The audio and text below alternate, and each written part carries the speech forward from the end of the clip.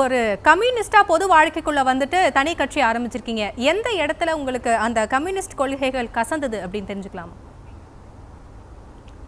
Communist கொள்கைகள் ஒருபோதும் எனக்கு கசந்ததில்லை, யாருக்கும் கசக்கவும் கூடாதுங்க.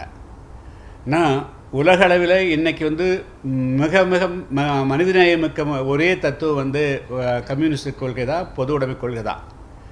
கம்யூனிஸ்ட் கட்சிகள் பலவிதமாக இருக்கலாம், ஒவ்வொரு நாட்டுக்கும் ஒரு விதமாக இருக்கலாம். இப்போது கம்யூனிசம் தோன்றிய ரஷ்யாவில் கம்யூனிஸ்ட் கட்சியினுடைய செயல்பாடு அந்த நாட்டினுடைய சூழ்நிலைக்கு ஏற்ப அது செயல்பட்டிருக்கலாம். அதே போல் சைனாவில் வேறு விதமாக இருக்கலாம். உலகத்தின் பிற நாடுகளில் ஒவ்வொரு நாட்டுக்கு பல்வேறு விதமான சூழல்களுக்கு ஏற்ப அந்த கம்யூனிஸ்ட் கட்சிகள் செயல்படும். இந்தியாவை பொறுத்த மட்டிலும் இந்தியாவில் பிரத்யேகமான பல்வேறு விதமான சிக்கல்கள் இந்தியாவில் இருக்குதுங்க.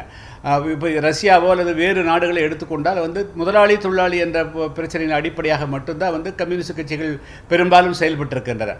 ஆனால் இந்தியா வர்ற போது பல்வேறு சிக்கல்கள் வருதுங்க. சாதிய பிரச்சனை மிகப்பெரிய அளவுக்கு, மத பிரச்சனை இருக்குதுங்க. அதே போல் பொருளாதார பிரச்சனைகள், நில உரிமை சம்பந்தமான பிரச்சனைகள், எனவே பல்வேறு பிரச்சனைகள் இருக்கின்றன.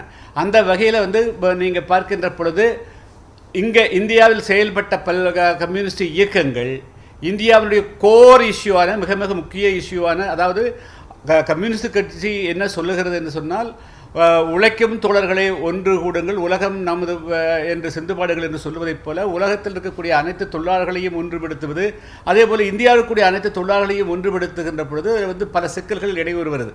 இப்போ ஒரே தொழிற்சாலையில் பணிபுரியக்கூடியவர்கள் அல்லது ஒரு விவசாய தொழிலாளர் ஈடுபடக்கூடிய இடத்திலேயே சாதி குறுக்கே வருகிறது. அங்கே ஒருவர் உயர்ந்த சாதியாக சொல்லிக் கொள்கிறார், இடைச்சாதியாக சொல்வார், இன்னொருத்தர் அடிமட்ட சாதியாக கருதப்படுகிறார்.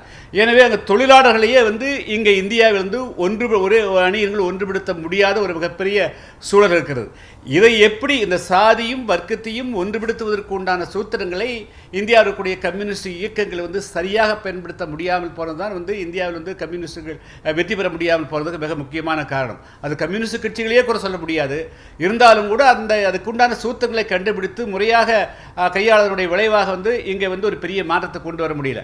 அப்போது நாம் இந்திய அளவில் நாங்கள் செயல்பட முடியல.